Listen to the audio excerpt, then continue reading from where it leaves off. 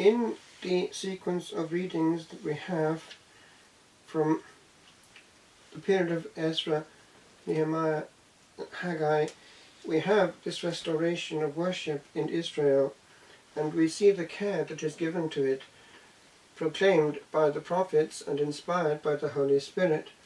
As we say every Sunday in the Creed, he has spoken through the prophets. And yet this is only the foreshadowing.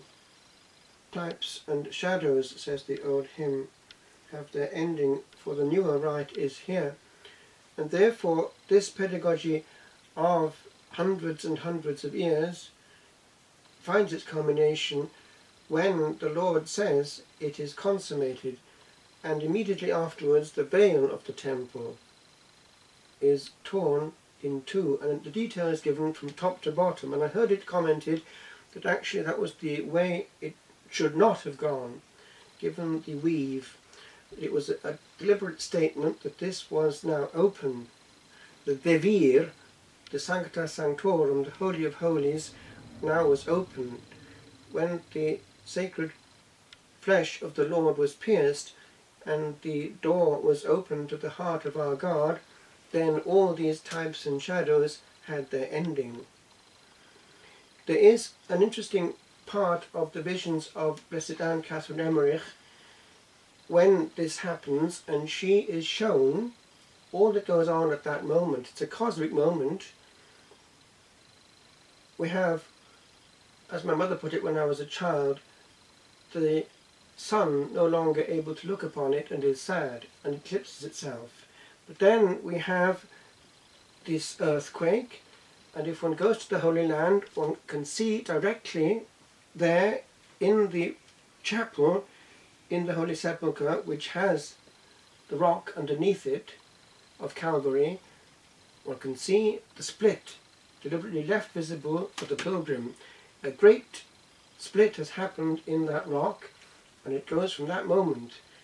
And then we have another detail which is very puzzling: the souls of these just coming out of their tombs and appearing to others, and I suppose frightening them.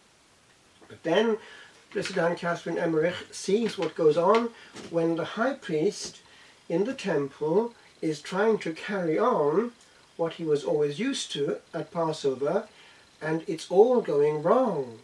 And he senses it's all going wrong. It's as though in the one word we have to describe it in the Old Testament, it comes as one word in Hebrew, ichavod. That means it had gloried. The glory, in other words, had gone.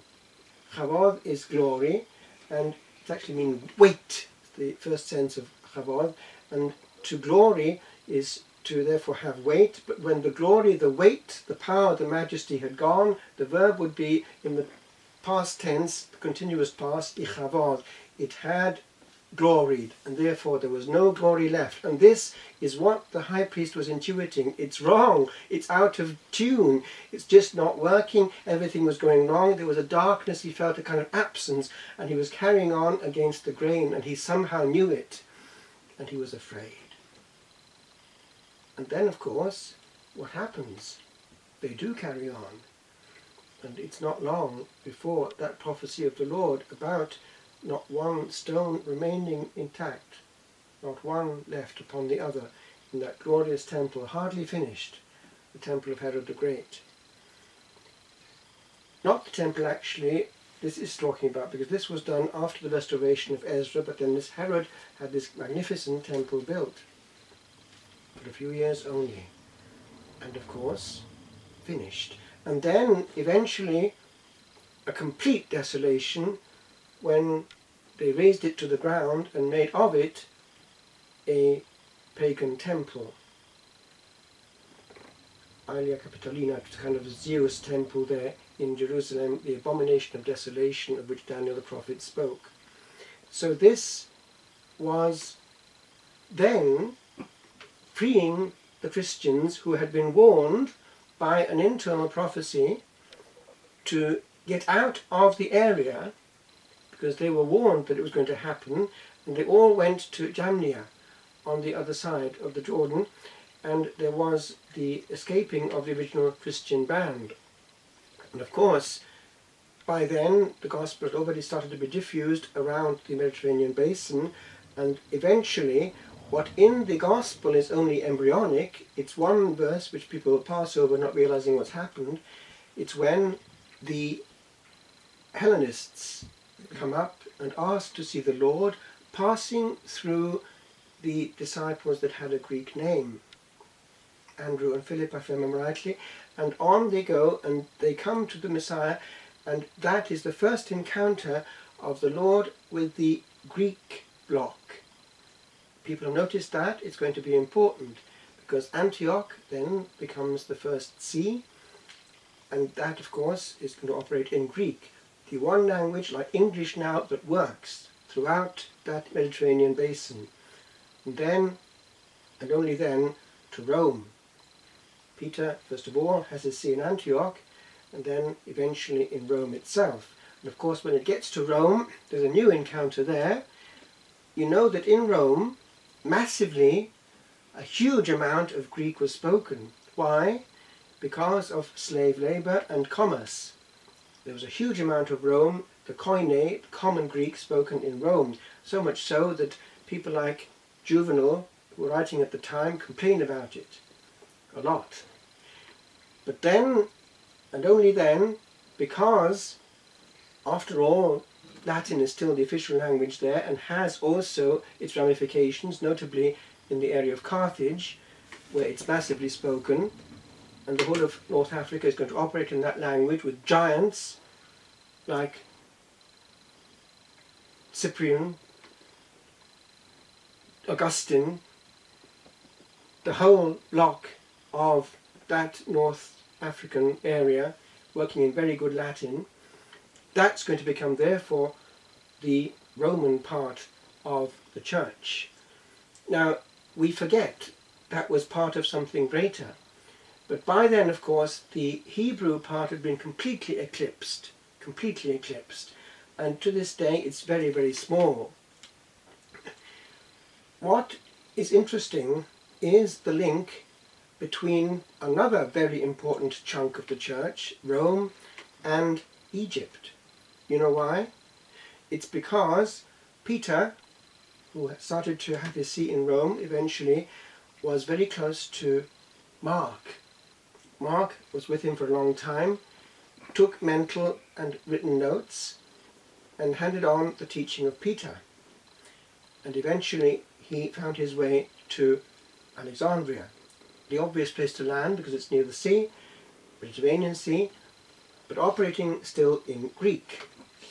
And there we have that huge church in the beginning, the whole Coptic area, with a massive movement towards a very, very demanding form of Christianity when, after the cessation of persecution, the white martyrdom was almost sought, whereas the red martyrdom of blood was presumed before.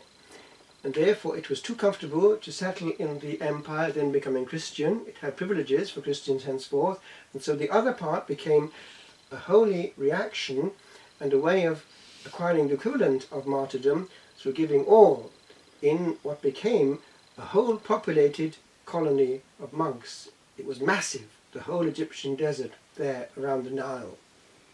So therefore that was a very important church, and it would have continued so had it not been for what? That terrible tragedy that happened, which was badly prepared for by a split in North Africa, the Donatists. For a long time you had, because they had the sacraments, but they were not in union, and we had a sort of bonhomie going on between them. They were nice to each other, but they weren't in communion, so the church was divided there. And then in Egypt there was the whole movement in the desert, when unfortunately Islam became very aggressive in the 600s in all that area, Africa, Egypt, and on it went, fighting against initially a strong Christianity, but one which was not given to fighting back in arms. And so we have new martyrs now in that area.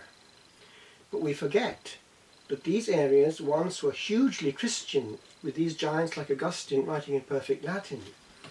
And we have no right to presume that Islam has to be there from ancient times. It's not so. It's a second evangelization, inverted commas. What am I saying?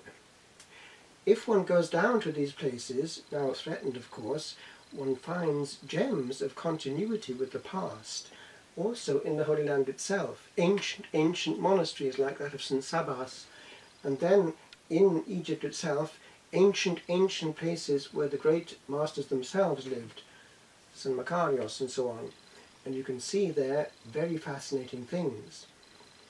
Do you know that, for instance, Makarios, when he would intuit that someone was coming to see him and visit him, he had a secret exit, a kind of tunnel affair where he would escape.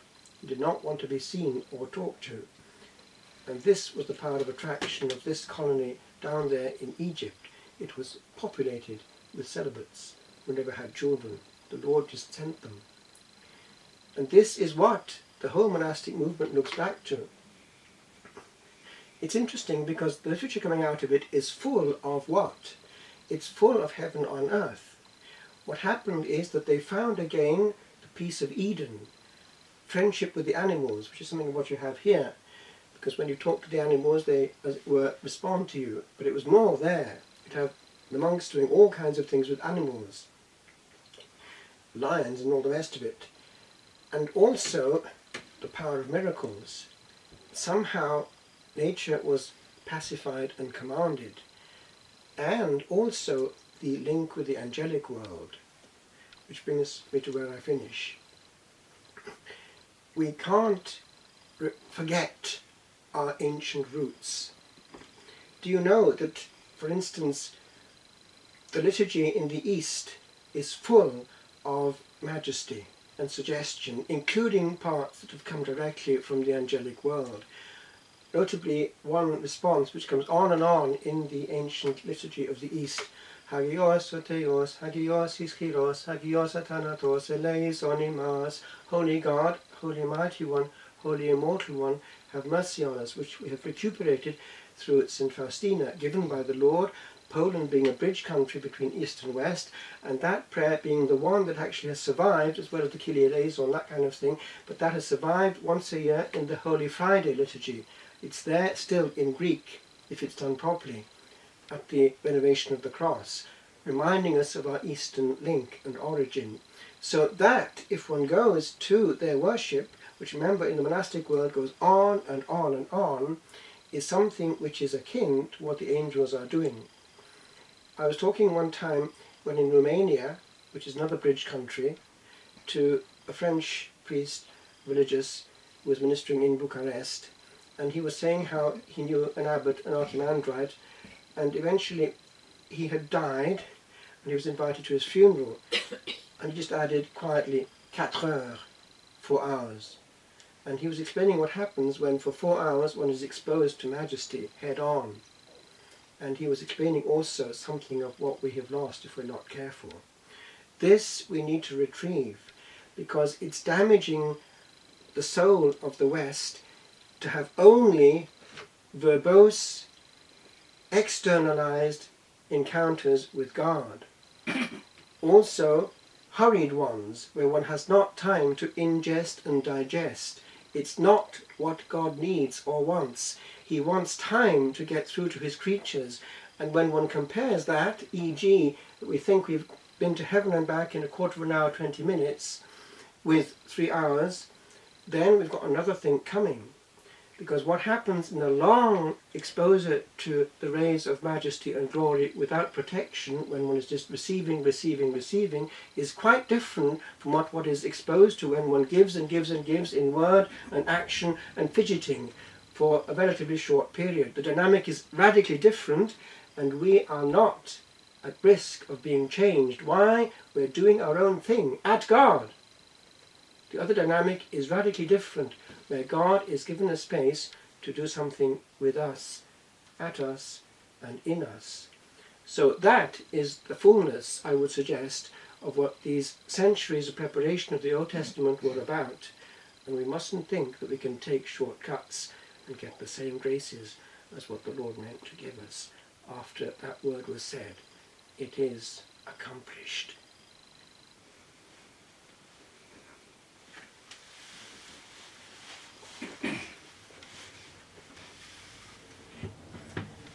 So we offer holy mass now for your intentions. We put them now on the altar.